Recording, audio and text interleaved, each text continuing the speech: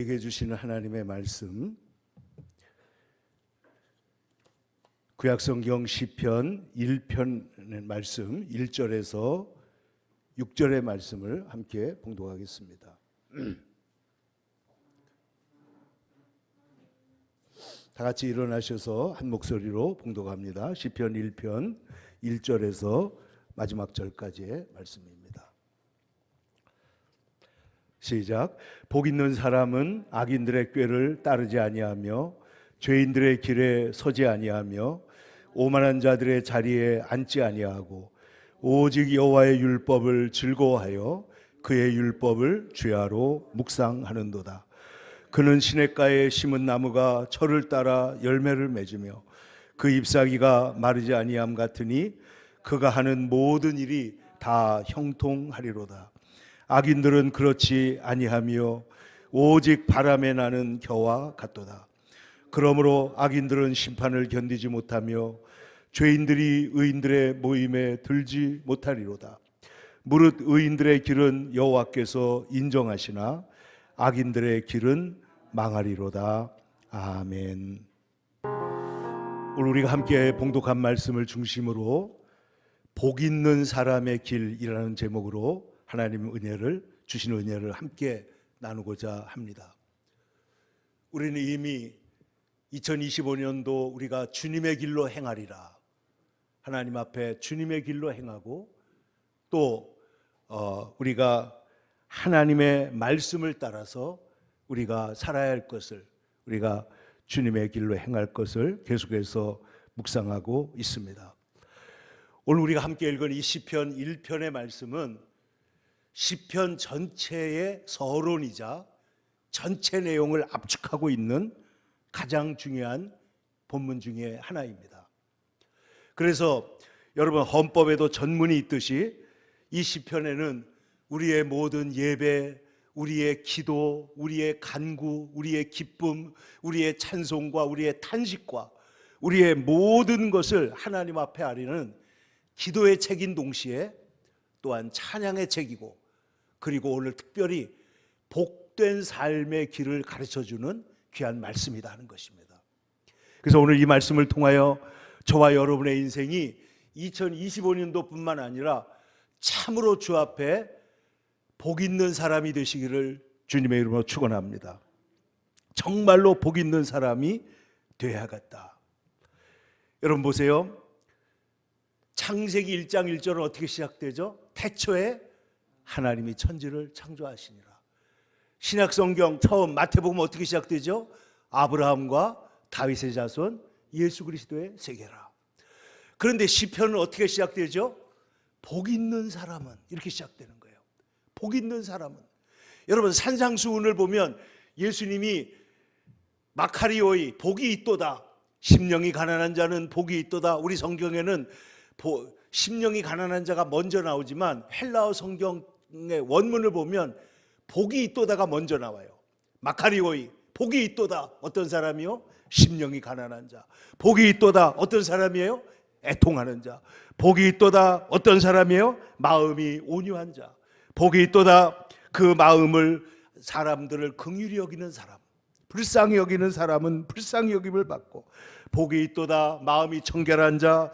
복이 있도다. 평화를 위해서 일하는 자. 복이 있도다. 의를 위하여 박해를 받는 자. 복이 있도다. 예수님 때문에 박해를 받는 사람은 복이 있다. 그러니까 예수님께서 하신 이 말씀과 같이 시편을 우리에게 뭘 가르쳐 주려고 하는가 하면 복 있는 사람은 이러이러하다는 거예요. 근데 여기 잘 들어보세요. 복 있는 환경은 이렇다, 이렇게 말하지 않았습니다. 뭐라고요? 복 있는 사람은 이렇다는 거예요.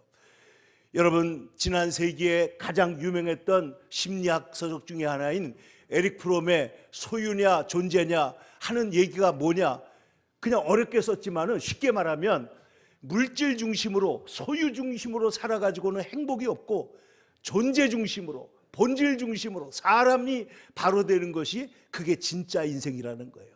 그러니까 오늘 성경도 말하는 게 뭐냐면 소유 중심에, 우리가 물질, 우리는 생각하기를 저 사람은 행복할 거야. 내가 여기서 돈을 좀 더 벌면 내가 행복할 거야. 내가 좀 더 좋은 집으로 가면 행복할 거야. 내가 지금 좋은 사람과 결혼하면 행복할 거야.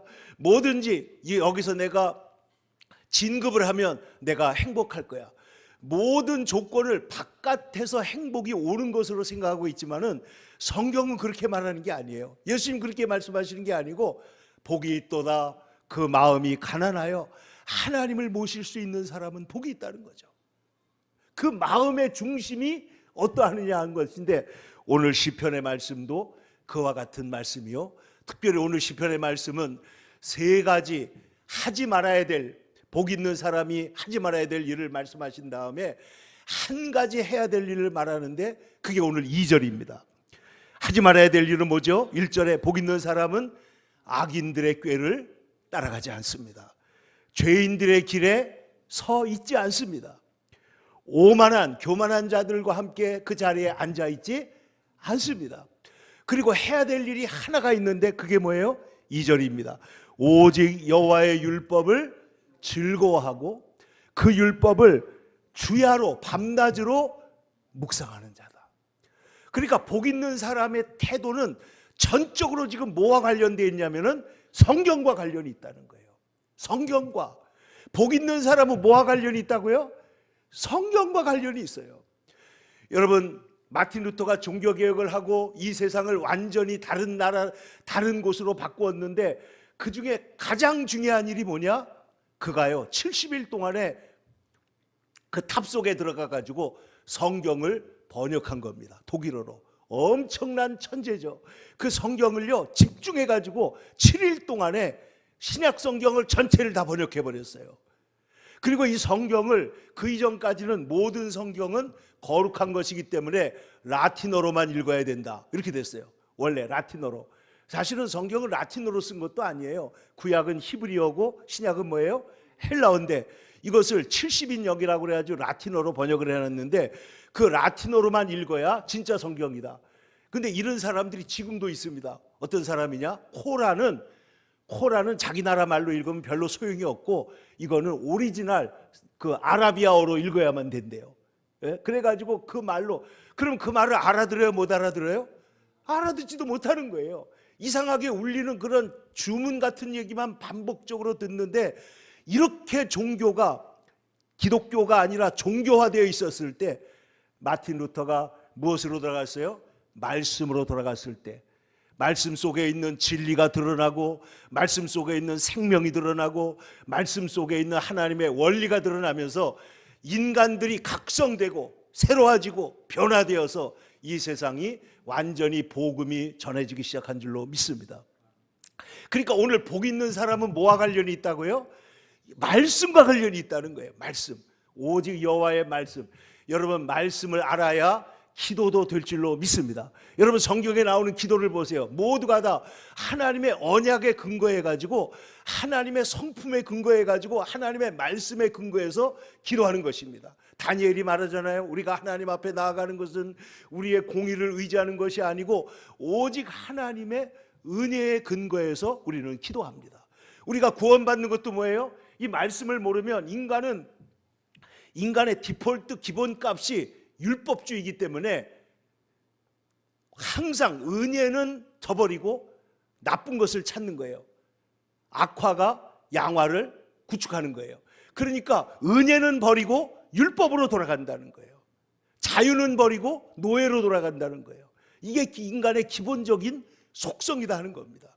그러니까 하나님께서 우리에게 주신 예수님 말씀하시기를 하나님께서 우리에게 자유를 주셨으므로 그러므로 그 자유를 절대로 놓쳐버리지 마라. 버리지 마라. 진리가 너희를 자유케 하리라 라고 말씀하시고 아들이 너희를 자유케 하면 너희가 자유하리라. 그래서 우리를 자유케 하시는 분은 진리 대신 예수님인 줄로 믿습니다. 자, 그러니까 복 있는 사람, 우리가 무엇을 얻어서 어떤 환경과 여건이 되어서 복 있는 것이 아니라 말씀이 우리에게 들어와서 그 말씀이 우리를 지배하고 그 말씀이 우리를 관리하면 우리가 복된 자가 될 줄로 믿습니다. 이번에도 보니까요, 미국의 대통령 취임식 하는데 보니까 영광 영광 할렐루야 그 찬양을요, 제가 말씀드렸잖아요. 이미 그 하는데 시작할 때도 2번 기도하고 끝날 그 마지막에도 3번 기도하고 또 취임식 하기 전에 예배당 가서 먼저 예배 드리고 와서 기도하고 그리고 그 중에 어메이징 그레이스 찬양도 부르고 하여간 이 모든 것들이요, 장례식도 그렇고 취임식도 그렇고 말씀에 근거할 때 우리의 삶에 은혜가 오게 될 줄로 믿습니다. 여기에 축복이 오게 되어 있는 거예요. 여러분, 이 세상에 철학이니 과학이니 뭐 별거 다 있지만은 그러나 영원한 진리는 오직 하나님의 말씀에 있는 줄로 믿습니다. 이 말씀 위에 나라를 세워야 되고, 이 말씀 위에 가정을 세워야 되고, 이 말씀 위에 여러분 인생을 세워야 되고, 이 말씀 위에 우리의 자녀들이 살아야 될 줄로 믿습니다. 그러니까 이 성경이 우리에게 있다는 것은 너무나 귀한 축복입니다.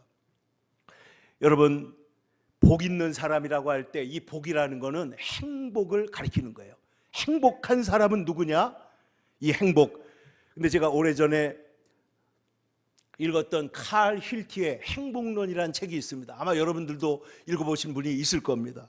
근데 이분은 스위스의 법학자이자 사상가인데 이분이 행복한 사람의 조건 중에 첫 번째로 뭘 말했냐면은 내적인 평화가 있어야 되는데 이것은 참된 신앙으로만 가능하다는 거예요.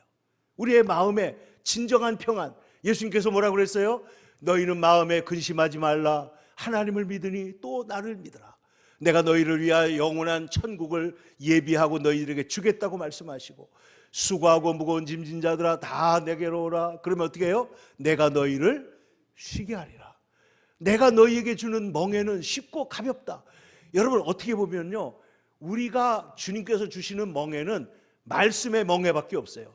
말씀만 들으면, 말씀만 지키면, 말씀만 수용하면, 말씀만 따라가면 우리의 삶의 모든 일을 주님께서 해결해 주실 줄로 믿습니다.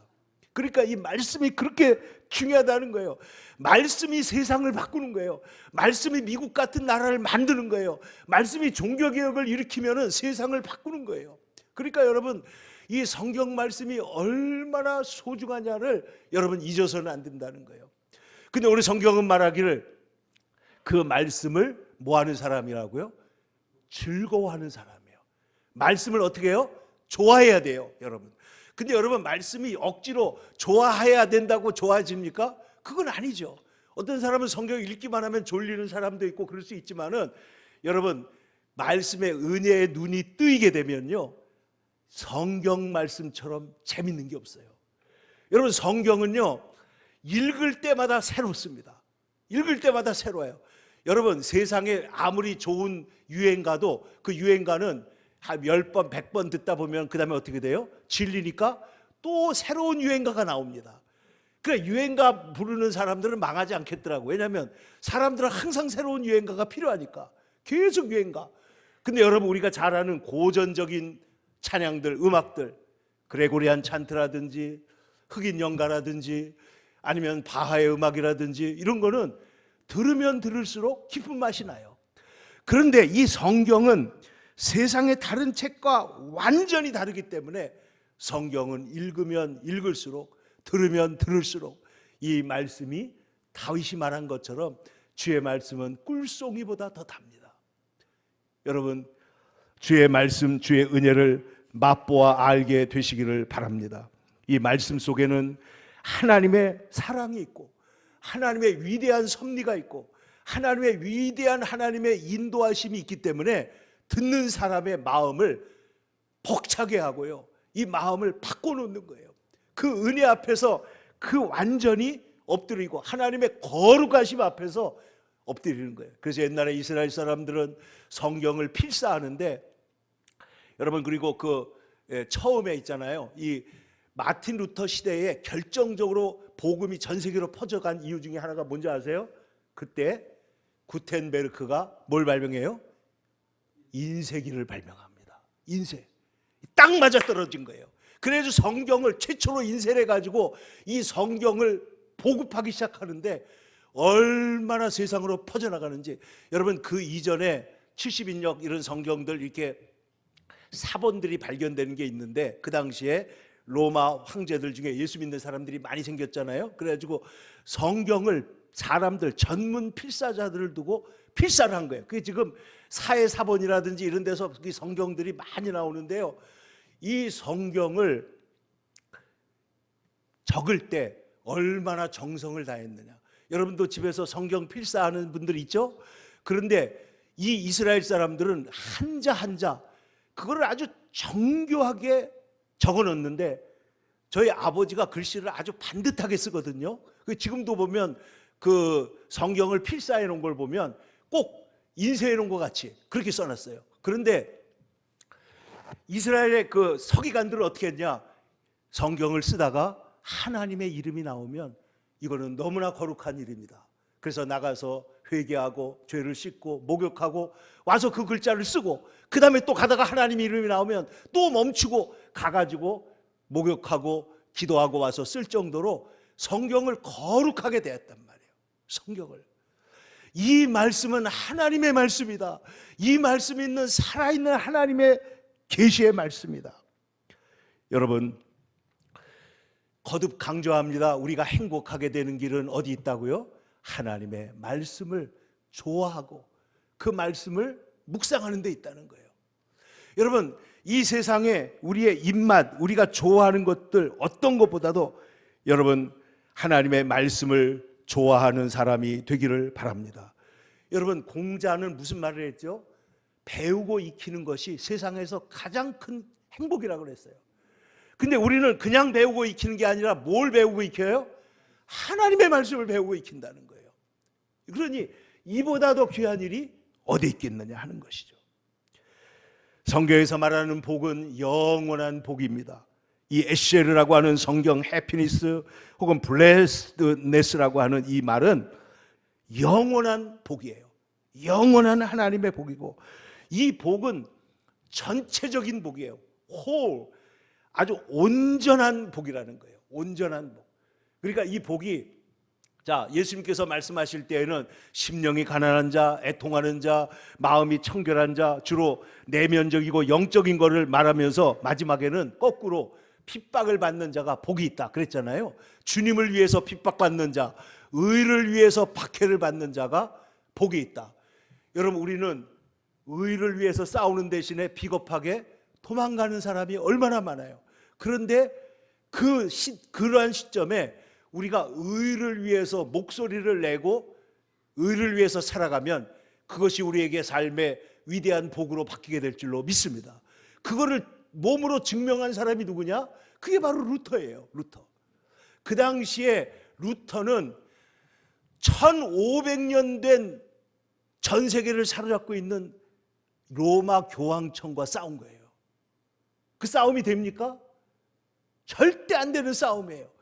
그런데 내 양심은 하나님의 진리에 사로잡혀 있습니다. 내 마음은 하나님의 진리에, 하나님의 말씀, 은혜의 복음에 사로잡혀 있습니다 하고 담대히 나갈 때 어떻게 일어나느냐? 여론이 바뀌기 시작하는 거예요. 처음에는 다 루터를 잡아 죽이려고 그랬어요. 그런데 듣고 보니까 루터의 말이 맞아요, 틀려요? 이게 맞는 거예요. 교황이 모든 걸 다 지배한다고 그러는데 그 당시에 이 교황은 오류가 없고 무오류라고 그러는데 몰래 사생활을 두기도 하고 뭐 교황이 한때는요 3명까지 된 적이 있어요. 나도 교황이다, 이쪽에도 교황이다, 아니다 내가 교황이다, 셋이 동시에 교황이 된 적도 있었어요. 이러고 싸우고 난리를 치고 있는데 어떻게 교회가 진리일 수가 있겠느냐? 이건 아닙니다. 이래서는 안 됩니다. 이래가지고 95계절을 갖다 딱 붙였는데 그 말을 듣는 게 아니고 어떻게 해요? 그를 핍박합니다. 죽이고자 합니다. 난리를 칩니다. 온갖 변호사들을, 그 신학자들을 다 불러다가 루터와 싸우게 하는데 백성들이 들어보니까 누구의 말이 맞아요? 루터의 말이 맞는 거예요. 근데 그 당시에 독일이라고 하는 나라가 통일된 신성 로마 제국으로 있었다가 다 갈라져 버렸기 때문에 여기 전부 다 분봉왕처럼 이렇게 구석구석에 제후들이 다 다스리고 있는데 그 프레드릭이라는 제후가 루터를 지지해 준 거예요. 근데 프레드릭은 원래 카톨릭 신자입니다. 루터의 말을 다 믿는 게 아니지만은 루터가 진리를 말하는 사람이라는 거, 양심적인 사람이라는 걸 알았기 때문에 보호를 해주기 시작했는데 그리고 나서부터 온 세상에 복음이 퍼져나가기 시작하는 거예요. 그리고 그 신앙의 자유를 찾아서 신대륙으로 간 사람들이 메이플라워라는 배를 타고 미국으로 가서 새로운 나라를, 이 미국의 건국의 아버지들이 독립선언문도 그렇고 헌법도 그렇고 이 나라는 어디다 세워야 되느냐 고민을 하고, 우리나라가 바로 서는 길은 성경밖에 없다 이렇게 된 거예요. 성경 위에 독립선언문을 만들고, 성경 위에 나라를 세우고, 성경 위에 의회를 만들고, 성경 위에 그 나라의 지도자를 만들었을 때 하나님께서 그 나라에 새로운 길을 열어주신 것처럼 우리나라도 일제 36년과 그리고 조선시대의 그 모든 마지막에 그 당파 싸움과 많은 어려움 속에 있었을 때 이 땅에 뭐가 들어와요? 복음이 들어옵니다. 복음이 들어와요. 1884년도에 아펜젤로 목사님과 우리 언더우드 목사님이 부활절날 아침에, 그 날짜도 어떻게 그렇게 맞춰서 들어왔는지 몰라, 부활절날 아침에 인천 제물포 항에 2명의 선교사가 도착을 합니다. 그 이전에 100년 전에 이미 카톨릭은 들어와 있었어요. 그러나 복음의 힘이 약했기 때문에 세상을 변화시키지 못했는데, 복음이 이 땅에 들어오고 나서 어떻게 됩니까? 사람들 중에 이 나라에 깨어있는 사람들, 간구하던 사람들이 심령이 가난했기 때문에 이 복음을 듣자마자 이 복음은 내 복음이다 하고 받아들인 거예요. 그래서 말씀을 듣고 그 가정이 변화되고 도시가 변화되고 삶이 변화되고 변화가 일어나기 시작합니다. 일제시대가 일본이 우리를 압박했습니다. 그때 누가 일어났어요? 기독교인들이 일어나서 3.1운동을 일으킨 거예요. 여러분, 유관순도 크리스찬이고 거기에 나오는 36명의 모든 지도자들의 핵심이 기독교인들이 일을 하고, 전국에 교회가 있는 곳에서는 뭐가 일어나요? 만세운동이 일어난 거예요. 교회가 있는 곳에. 여러분, 교회는 진리의 최후의 보루가 되는 줄로 믿습니다. 교회는 진리를 갖고 있는 거예요. 여러분, 지금 우리나라가 어지러운 것 같아도 교회가 중심을 지키면 이 나라가 새로워질 줄로 믿습니다. 교회가 중요한 거예요. 근데 교회가 왜 중요하냐? 교회가 사람들의 모임이면은 중세 교회처럼 타락할 수 있지만은, 교회가 말씀으로 돌아가면 그 말씀이 우리를 살릴 줄로 믿습니다. 그 말씀, 복 있는 사람은 누구냐? 말씀을 사랑하는 것입니다. 그러면 복이 없는 사람은 뭐냐?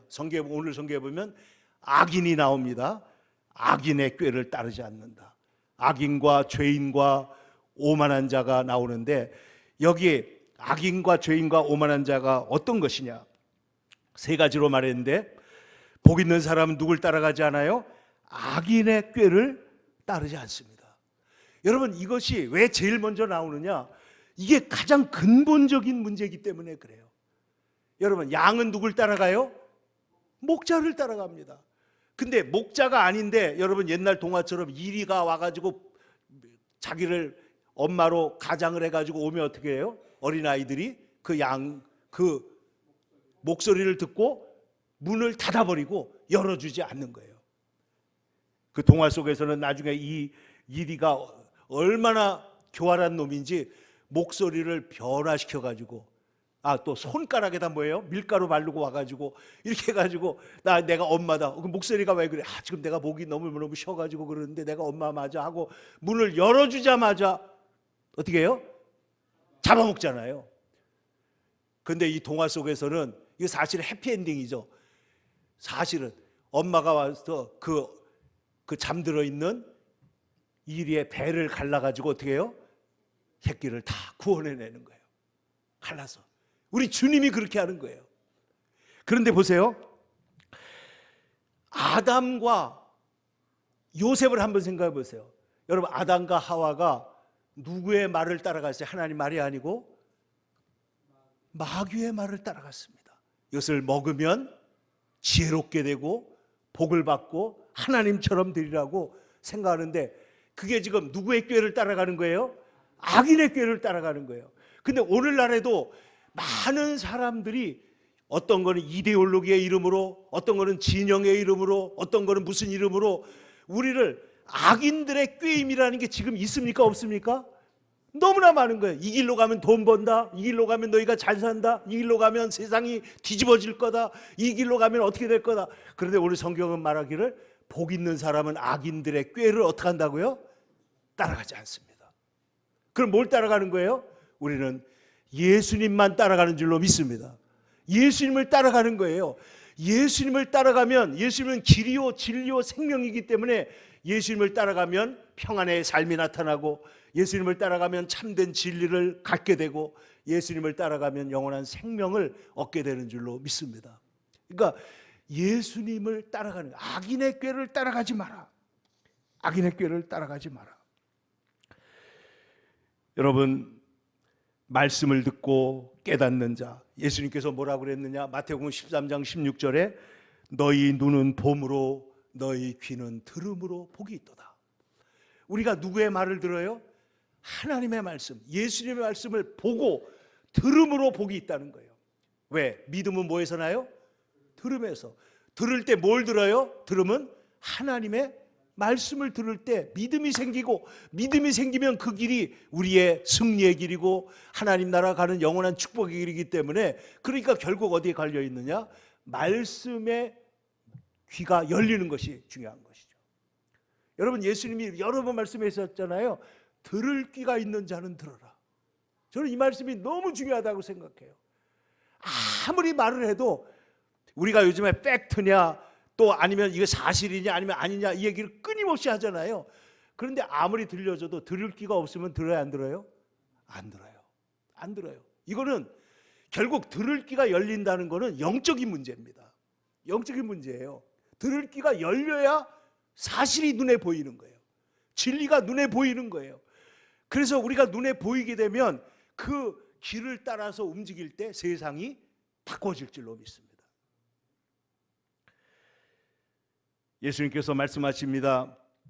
주인이 와서 깨어있는 것을 보면 그 종들은 복이 있으리로다. 요한계시록에는 이 예언의 말씀을 읽는 자와 듣는 자와 그 가운데 기록한 것을 지키는 자가 복이 있도다. 하나님의 말씀과 관련이 되어 있어요. 말씀을 듣고 참으로 우리 말씀이 우리의 생각이 되고 우리의 확신이 되고 원리가 되게 하시기를 간절히 축원합니다. 영국의 소설가이자 극작가인 찰스 리드라는 사람이 이런 얘기를 했습니다. 생각은 뭐가 되냐? 말이 된다. 생각이 밖으로 나오잖아요. 말이. 예수님도 그 말씀했죠. 근데 말은 뭐가 되냐? 행동이 되고. 말하다 보면 그대로 행동하는 거예요. 행동은 반복하면 뭐가 돼요? 습관이 되고. 습관은 우리의 몸에 붙게 되면 뭐예요? 우리의 성격이 되고. 그러면 그 성격은 뭐가 되냐? 우리의 운명이 된다. 잘 보세요. 우리의 생각이 뭐가 됐어요? 우리의 인생의 운명이 되어버렸어요. 우리의 생각은 말이 되고 말은 행동이 되고 행동은 습관으로 굳어지고 습관은 성격이 되어 결국은 운명이 된다. 그러니까 우리가 하나님의 말씀을 말하고 듣고 연구하고 반복하는 것이 너무나 중요하다는 거예요. 말씀을. 저는 우리 생수야간교회 성도들이 이 세상에서 하나님 말씀을 가장 사랑하는 사람이 되기를 축원합니다. 말씀을 가장 좋아하는 사람, 그리고 말씀의 본질을 어떤 신학자보다도 어떤 목회자보다도 하나님의 은혜의 복음을 강하게 붙잡는 우리 성도들이 되시기를 축원합니다. 그러면 여기에 살 길이 있어요. 그 다음에 오늘 또 성경은 죄인의 길에 서지 않는다. 죄인의 길에 머무르지 않고 도망을 치는 거예요. 여러분, 탕자가 아버지를 떠나가지고 죄인의 길에 있다가 어떻게 해요? 돌아오잖아요. 근데 성경은 뭐냐면은 처음부터 끝까지 돌아오라는 거예요. 돌아오면 용서해야 안 해요? 용서하십니다. 받아줘요? 안 받아줘요? 받아주십니다. 성경은요, 돌아오면 성경 전체의 메시지는 뭐냐? 죄인들 사이에 서성거리거나 머뭇거리다가 너도 같이 죽을 수 있다. 그러니까 깨닫으면 어떡하라고요? 바로 말씀으로 돌아오고 바로 교회로 돌아오고 바로 예배로 돌아오면 될 줄로 믿습니다. 여러분, 세상에서 환난을 당하거든 담대하라, 내가 세상을 이겼노라. 그러면 환난을 당하면 누구께로 돌아와야 돼요? 예수님께로 돌아와야 되는 거예요. 예수님께로. 뿐만 아니라 오만한 자의 자리에 앉지 않는다. 하나님이 가장 싫어하는 게 오만한 자의 자리에 앉아서 거들렁거리는 거예요. 오만한 자의 자리에 앉지 않는다. 죄를 짓고도 회개하지 않는 거예요. 오만한 자. 그러나 오직 여호와의 율법을 즐거워하며 그 율법을 주야로 묵상한다. 이 사람은 어떻게 돼요? 시냇가에 심은 나무처럼 열매를 맺고, 시냇가에 심은 나무처럼 잎사귀가 마르지 않기 때문에 푸르고 싱싱한 삶을 살게 된다는 거예요. 여러분과 여러분의 자녀들이 시냇가에 심은 나무와 같은 복된 자가 되기를 축원합니다. 어떤 자가 시냇가에 심은 나무라고요? 말씀을 사랑하고 그 말씀을 주야로 묵상하는 거예요. 이 묵상한다는 것은 생각으로 묵상하는 것이기도 하지만 이 묵상은 입으로 읊조린다는 뜻이 있습니다. 입으로 말하는 거예요. 여러분 가끔씩 가다 보면 저는 요즘에 옛날에 미친 사람들은 옆에 사람이 없는데도 혼자서 뭐예요?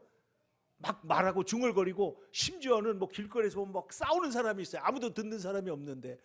근데 요즘에는요 멀쩡한 사람도 혼자 막 말하더라고. 근데 가만히 보니까 귀에 뭐가 붙어 있어요? 핸드폰이 붙어 있어. 그러니까 저 사람이 혼자 해서 미쳐도 말하나. 그런데 우리 그리스도인들은 어떤 사람이냐? 우리 그리스도인들은 성경을 주야로 중얼거리는 사람이에요. 여러분 퀘이커교도 알지? 퀘이커가 뭐냐? 기도하면서 계속 몸을 흔드는 사람이에요. 기도하면서.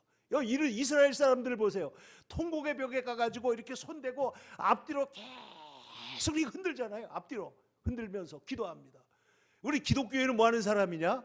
말씀을 입으로 중얼거리는 사람이에요. 옛날에 비 오는데 뭐 중얼거린다고 뭐 그런 말이 있지만은 우리 그리스도인들은 비가 오거나 안 오거나 우리의 입에서 주의 말씀을 묵상하고 말하기를 축원합니다. 그러면 거기에 하나님의 역사가 일어나는 것입니다. 그래서 주의 말씀을 받는 자는 시험을 참을 수가 있게 되고 또 이 주의 말씀을 믿고 수용하게 되면 영접하는 자 곧 그의 이름을 믿는 자들에게는 하나님의 자녀가 되는 권세를 주시고 영원한 천국으로 우리를 인도하는 줄로 믿습니다. 그러므로 이 주의 말씀을 묵상하고 주님의 뒤를 따라가는 자가 되기를 바랍니다. 옛날에 어떤 임금님이 사람들이 많이 걸어가는 데다가 이렇게 커다란 돌을 하나 갖다 놨어요. 제가 엊그제 어디 카페에 가가지고 이제 공부하고 있는데 계단을 올라가는데 한 3살쯤 됐을까 4살 됐을까 하는 꼬마가 휴지가 떨어져 있는 걸 보고 누가 여기다 휴지 떨어뜨렸어 이러더라고. 애들이 보기에도 잘한 거 잘못한 거 알아요 몰라요? 알아요. 근데 제가 그거를 주워다가 쓰레기통에 넣어야 된다는 생각을 하고 지나쳤는데 잊어버려 버렸어요. 그냥 제가 가버리고 말았는데 여러분 큰 길 한복판에다가 큰 돌멩이를 갖다 놨으면 사람들이 지나가면서 뭐라고 할까요? 누가 이걸 갖다 놨어? 전부 다 한마디씩 하고 지나가는 거예요. 그런데 한 사람이 지나가다가 선한 사마리아인처럼 아이고 이 길 한복판에 이게 있으니까 이거 사람들이 다치겠구나 하고 이걸 갖다가 옆으로 옮겨놓고 보니까 그 밑에 편지가 있고 그 속에 금덩어리가 들어있는데 임금님이 거기다 뭐라고 써놨느냐? 이 돌을 치우는 사람에게 이 금덩어리를 주겠습니다. 여러분 주의 말씀을 우리가 듣고 한마디씩 하고 지나가는 거는 그거는 기독교가 아니에요. 여러분 우리 주님은 우리를 사랑하시고 이 땅에 우리에게 오셔서 성육신하셔서 우리 가운데 오게 된 줄로 믿습니다. 복 있는 사람은 핵심적인 행동 양식이 있어요. 그건 뭐냐? 주의 말씀을 주야로 묵상하고 말씀을 순종하는 것입니다.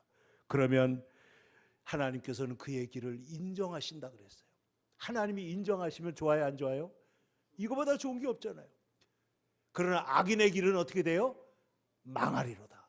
악인은 바람에 나는 겨와 같고 의인은 뭐와 같대요? 시냇가에 심은 나무와 같은 거예요. 여러분 바람에 날리는 겨와 같은 사람이 아니라 시냇가에 심은 나무 같은 복된 자가 다 되시기를 축원합니다. 이 길은 어디 있느냐?